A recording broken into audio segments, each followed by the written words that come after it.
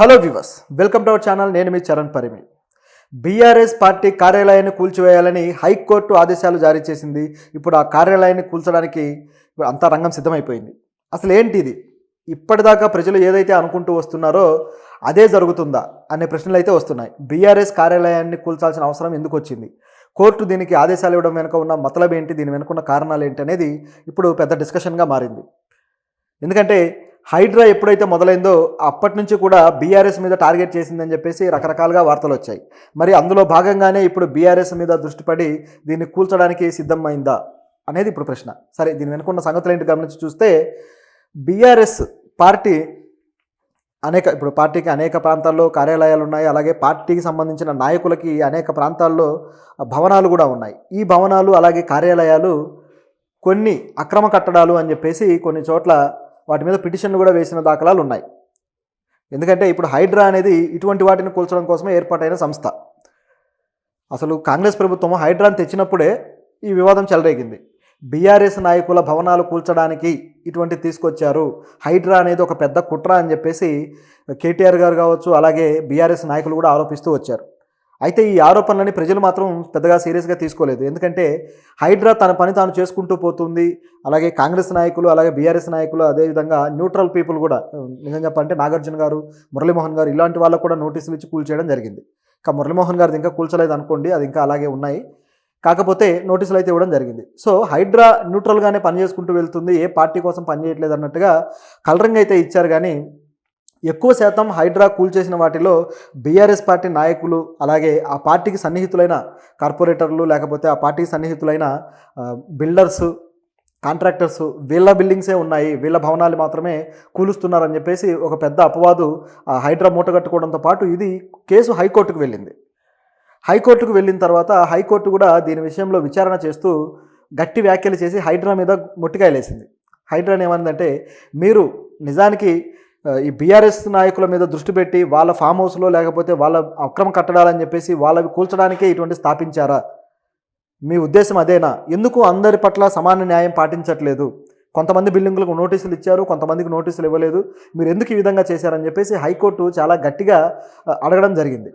దాంట్లో ప్రభుత్వం తరపున ఎవరైతే లాయర్ ఉన్నారో వీళ్ళు కూడా కొద్దిగా తడబడ్డ సంఘటన చూసాం. లేదు, మేము నిజాయితీగా వెళ్తున్నాం అన్నారు. కానీ అది అక్కడ అంత బాగా కనిపిస్తున్నట్టు హైకోర్టుకు కూడా అనిపించలేదు. లేదు, మీరు న్యూట్రల్గా వెళ్ళండి, మీరు ఏ చర్యలు తీసుకున్నా సరే నోటీసులు ఇచ్చిన తర్వాత చర్యలు తీసుకోండి, కొంతమందికి మీరు నోటీసులు ఇవ్వట్లేదు అని చెప్పేసి హైకోర్టు అంది. ఎందుకంటే కూల్చివేతల్లో కొందరికి నోటీసులు ఇస్తున్నారు, కొందరికి ఇవ్వకుండా కూల్చిపడేస్తున్నారు. దీన్ని హైకోర్టు గట్టిగా ప్రశ్నించింది. అదేవిధంగా అసలు ఇటువంటి కూల్చివేతలు కూడా సరైనవి కాదు, ఏదైనా సరే చట్ట ప్రకారం వెళ్ళాలి అని చెప్పేసి కూడా వ్యాఖ్యానించింది. దీన్ని ఏమాత్రం ప్రభుత్వం పట్టించుకోవట్లేదు, తమకు నచ్చిన విధంగా పని చేసుకుంటూ వెళ్తున్నారు. ఇందులో భాగంగానే ఇప్పుడు హైడ్రా మరికొంతమంది బిల్డింగ్స్ అయితే కూల్చే పనిలో ఉంది. ఇది జరుగుతూ ఉండగా ప్రతిపక్షాలు ఏవైతే ఈ కట్టడాలు ఉన్నాయో వాటిల్లో గుర్తించిన వాటి వరకు ఈ విధంగా చేస్తూ ఉన్నారు. అయితే గుర్తించనివి కూడా ఉన్నాయి. ఇప్పుడు చెరువులు, నాలాలు వీటికి సంబంధించినవి అయితే అక్రమ కట్టడాలని గుర్తించారు. ఇవి కాకుండా పర్మిషన్ లేని ప్రభుత్వ భూములు, అలాగే దేవాదాయ శాఖ భూములు, ఇటువంటి భూముల్లో కూడా ఆక్రమించుకొని కట్టుకునేవి ఉన్నాయి. మరి వీటిని ఎవరు కూల్చాలి అనే ప్రశ్న వచ్చింది. దీని విషయంలో రంగనాథ్ గారు అయితే మేము కేవలం కొన్ని మాత్రమే కూలుస్తున్నామని చెప్పడం జరిగింది. సో ఈ బఫర్ జోన్లో ఉన్నవి, అదేవిధంగా ఎఫ్టీఎల్ పరిధిలో ఉన్నవని మాత్రం చెప్పడం జరిగింది. మరి వీటి పరిస్థితి ఏంటి అనే క్వశ్చన్ కూడా ఉంది. దీనికి బయట నుంచే కొంతమంది వ్యక్తులు కోర్టుకు ఈ విధంగా ఫిర్యాదులు చేస్తూ వెళ్తున్నారు. అట్లా నల్గొండలో ఉన్న బీఆర్ఎస్ పార్టీ కార్యాలయం ఏదైతే ఉందో ఆ కార్యాలయం అక్రమ కట్టడము అని చెప్పేసి దాని మీద కాంగ్రెస్ నాయకులు ఫిర్యాదు చేశారు హైకోర్టుకి. దీన్ని కూల్చాలి అని చెప్పేసి కాంగ్రెస్ నాయకుడు కోమటిరెడ్డి వెంకటరెడ్డి గారు కూడా ఇది అక్రమ కట్టడం అని చెప్పేసి ఫిర్యాదు చేయడం జరిగింది. ఫిర్యాదు చేసిన తర్వాత ఇక కోర్టు కూడా దాన్ని విచారణకు చేపట్టాలని చెప్పేసి నిర్ణయించుకుంది. అయితే ఈలోపే కోమటిరెడ్డి గారు ఎప్పుడైతే మంత్రి పదవిలో ఉన్నారు కాబట్టి ఆయన వెంటనే ఏం చేశారంటే, దాన్ని కూల్చేయండి, అది అక్రమ కట్టడం అని చెప్పేసి కొంతమంది అధికారులని దాని మీద పంపించారు. పంపించడంతో ఆ అధికారులు ఇక కూల్చేయడానికి అంతా రంగం సిద్ధం చేసుకున్న తర్వాత దీన్ని ఏదో విధంగా ఆపాలి అని చెప్పేసి బీఆర్ఎస్ నాయకులు, నల్గొండలో ఉన్న నాయకులు హైకోర్టుకు వెళ్ళారు. ఇది సరైనది కాదు, ఎట్లా కూలుస్తారు అని చెప్పేసి వెళ్ళి, మేము ఆల్రెడీ అధికారుల నుంచి పర్మిషన్ కూడా తెచ్చుకున్నాము, ఎన్ఓసీలు కూడా తెచ్చుకున్నాము అని చెప్పేసి అవి చూపించే ప్రయత్నం చేశారు హైకోర్టుకి. ఇంతవరకు బాగానే ఉంది. అయితే ఇక్కడ హైకోర్టు దీన్ని విచారించిన తర్వాత ఒక విషయం చెప్పింది, తగ్గేదే లేదు, కూల్చేయాల్సిందే అని చెప్పి. ఎందుకు ఆ విధంగా చెప్పిందని చూస్తే, అది నిజానికి అక్రమ కట్టడమే. వీళ్ళు తెచ్చిన ఎన్ఓసీ కూడా ఆల్రెడీ బిల్డింగ్ కట్టి ఆ కట్టిన దానికి వీళ్ళు పర్మిషన్ తీసుకున్నట్టుగా పర్మిషన్ తెచ్చారు. ముందు పర్మిషన్ తీసుకొని బిల్డింగ్ కట్టాలి. కానీ అలా కాకుండా ఆల్రెడీ కట్టేసి అప్పుడు అధికారుల దగ్గర తెచ్చుకున్నారు. ఇది ఎలా సాధ్యమైందయ్యా అంటే గవర్నమెంట్‌లో అవుతుంటాయి. చాలా క్యాజువల్‌గా ఆ పార్టీలు అధికారంలో ఉన్నప్పుడు ఆ పార్టీలకు తగ్గట్టుగా అన్నీ నడిచిపోతుంటాయి. ఇది పరిస్థితి. అంటే గతంలో దానికి అసలు ఏమాత్రం ఎన్ఓసి తీసుకోకుండా ఏ అధికారుల నుంచి ఎటువంటి నో అబ్జెక్షన్ ఇది తీసుకోకుండా కట్టేశారు. వాళ్ళ ప్రభుత్వం ఉంది కాబట్టి. ఎప్పుడైతే ప్రభుత్వం మారిందో ఇటువంటివన్నీ వెలికి తీయడం మొదలెట్టారు. అప్పుడు వాళ్ళు వెంటనే తేరుకొని ఇది పెద్ద ఇష్యూ అయ్యేటట్టుందని చెప్పేసి అప్పుడు ఎన్ఓసి తీసుకోవడానికి వెళ్ళి డబ్బులు కట్టో ఏదో మాయ చేసి మొత్తానికి ఎన్ఓసీలు తెచ్చారు. ఇప్పుడు వీళ్ళకి ఎన్ఓసి ఇచ్చిన ఆఫీసర్ని కూడా సస్పెండ్ చేయాలి. మరి హైకోర్టు కూడా ఇటువంటి ఆఫీసర్ల మీద ఎందుకు దృష్టి పెట్టట్లేదు అనేది అర్థం కావట్లేదు. పార్టీ కార్యాలయం మీద అయితే బాగానే చెప్పారు కూల్చేయమని. అది కూడా 15 రోజులు టైం కూడా ఇచ్చారు. 15 రోజుల్లో మీరు కూల్చాలి అని చెప్పి.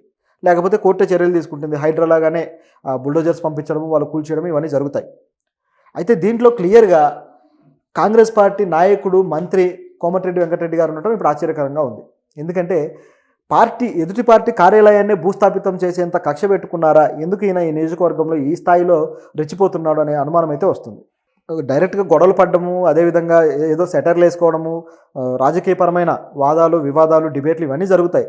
కానీ పార్టీల కార్యాలయాలు కూల్చేయాలి, లేకపోతే భవనాలు కూల్చేయాలి, నాయకులే నాశనం అయిపోవాలన్నట్లుగా డైరెక్ట్ ఇన్వాల్వ్మెంట్ ఈ నాయకులది చూస్తుంటే రాజకీయాల్లో కొద్దిగా వివాదాస్పదమైన తీరుకి తెరతీసినట్టుగా ఉంది. ఇది యాక్చువల్గా అయితే ఏపీలోనే స్టార్ట్ అయిపోయింది. గతంలో చంద్రబాబు గారి భవనాన్ని జగన్ కూల్చేయడము ఇట్లా స్టార్ట్ అయిపోయింది. ఆ తర్వాత ఇప్పుడు వీళ్ళు వచ్చిన తర్వాత రెడ్ బుక్ రాజకీయం నడుస్తూ ఉంది. అలాగే తెలంగాణలో చూసుకుంటే వీళ్ళు కూడా పర్సనల్గా కొంతమంది వ్యక్తులని దృష్టిలో పెట్టుకొని వాళ్ళ మీద యాక్షన్ తీసుకుంటానికి ప్రయత్నిస్తున్నట్టుగా కనిపిస్తుంది. ఇది కూడా అందులో భాగంగానే ఉంది. ఎందుకంటే తెలంగాణలో ఇటువంటి రెడ్ బుక్ రాజకీయం లేదు, అదేవిధంగా కక్షపూరితంగా చేస్తున్నారన్నట్టుగా మీడియా ఎక్కడా కూడా ప్రొజెక్ట్ చేస్తూ రాలేదు. కానీ జరిగేవి జరుగుతూ పోతున్నాయి. ఎవరు దేన్ని ఆపలేకపోతున్నారు. సో అది ఇక్కడ ఉన్న పరిస్థితి. అయితే ఇప్పుడు కోర్టు ఇచ్చిన పర్మిషన్స్ని బట్టి 15 రోజులు టైం ఇచ్చారు కాబట్టి ఈ టైంలోపు వీళ్ళు కూల్చకపోతే మరి వీళ్ళు మళ్ళీ సుప్రీంకోర్టుకి వెళ్ళే ఆలోచన ఉందా వీళ్ళకనే డౌట్ కూడా వస్తుంది. అక్కడికి వెళ్ళినా సరే సేమ్ ఇదే రియాక్షన్ రావచ్చు. ఎందుకంటే ఆల్రెడీ ఆ ఎన్ఓసి తప్పుడు ఎన్ఓసి అన్నట్లుగా ప్రూవ్ అయింది కాబట్టి హైకోర్టు కూడా ఇంకాస్త మొట్టికాయలేసి కూల్చమని చెప్తారు. అయితే ఇది బిగినింగ్ అనుకోవాలి. ఎందుకంటే ఇప్పటిదాకా అఫీషియల్గా కాంగ్రెస్ పార్టీ నాయకులు ఇన్వాల్వ్ అయ్యి కూల్చింది ఇది మాత్రమే. అలాగే ₹1,00,000 మీరు జరిమానా కూడా కట్టాలని చెప్పేసి కోర్టు చెప్పింది. ఆ ₹1,00,000 కట్టి వీళ్ళు కూల్చాలి. ఇదొక యాంగిల్. అయితే ఇక నుంచి ఏమేమి జరగబోతున్నాయి? ఇది నల్గొండలో జరుగుతుంది. అలాగే అనేక జిల్లాల్లో వరంగల్ కావచ్చు, ఆదిలాబాద్ కావచ్చు, నిజామాబాద్ కావచ్చు, అనేక జిల్లాల్లో ఈ కార్యాలయాలు ఉన్నాయి. వీటి పరిస్థితి ఏంటి అనే డౌట్ ఇప్పుడు వస్తుంది. అలాగే హైదరాబాద్లో కూడా కొన్ని కార్యాలయాలు ఇట్లా అక్రమ కట్టడాలన్న పేరైతే ఉంది. మరి వాటి మీద కూడా యాక్షన్ తీసుకుంటారా? ఎందుకంటే ప్రతి చోట ప్రాంతీయ కార్యాలయాలు ఉన్నాయి. గత 10 ఏళ్ళుగా వీళ్ళ పరిపాలనలో ఇటువంటివి అనేకం ఏర్పరచుకున్నారు కాబట్టి వీటి మీద కూడా కోర్టు ఏమన్నా తీసుకుంటుందా యాక్షన్ అనేది చూడాలి. మొత్తానికి కాంగ్రెస్ పార్టీ డైరెక్ట్గానే అటాక్ ఇవ్వడంతో ఇప్పుడు ఇది